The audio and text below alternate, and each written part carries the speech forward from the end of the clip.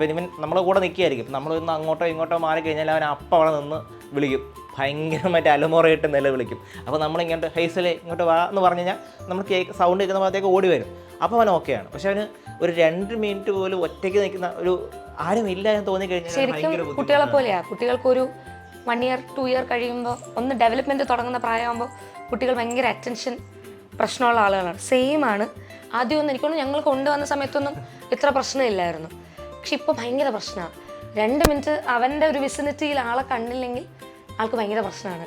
പിന്നെ ആകെ ബഹളമായി, പ്രശ്നമായി, കരച്ചിലായി. പണ്ടത്തെ സ്ഥിരം വേക്കപ്പ് അലാറമായിരുന്നു. അതായത് രാവിലെ ഒരു 6 മണിയാകുമ്പോൾ വന്ന് ബെഡ് വെച്ചാൽ മിക്കവാറും ഞാൻ റൂം അടയ്ക്കത്തില്ല, കാരണം ഇവന് അങ്ങോട്ടും ഇങ്ങോട്ടും കയറി ഇറങ്ങി പോകണമെന്നുള്ള റൂം അടയ്ക്കത്തില്ല. വന്നിട്ട് നേരെ ബെഡിൻ്റെ സൈഡിൽ കൂടെ ഇങ്ങനെ കയറി ബാക്ക് വന്നിട്ട് ഇങ്ങനെ തലയുടെ പറയിൽ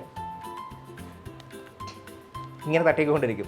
എന്നിട്ട് നമ്മൾ എഴുന്നേക്കുന്നവരും തട്ടും. എന്നിട്ട് നമ്മൾ എഴുന്നേൽപ്പിച്ച് നമ്മൾ ചെന്ന് അവന് ഫുഡൊക്കെ കൊടുത്ത് ഒന്നാണ് സെറ്റഡ് ആയി കഴിഞ്ഞാൽ പിന്നെ ഹാപ്പിയാണ്. നിതിൻ പുറത്ത് പോയി കഴിഞ്ഞാൽ ഹേസൽ ആങ്സൈറ്റി വരും. ഞാനിങ്ങനെ കുറേ നേരം അവൻ ഡോറിനോട് പോയി ഞാൻ പറഞ്ഞു, ഡാഡി ഇപ്പോൾ വരത്തില്ല, നീ വാന്ന് പറഞ്ഞ് ഞാൻ റൂമിൽ പോയാൽ അവൻ നല്ല കുട്ടിയായിട്ട് വന്ന് എൻ്റെ കൂടെ ബെഡിൻ്റെ സൈഡിലിരിക്കും.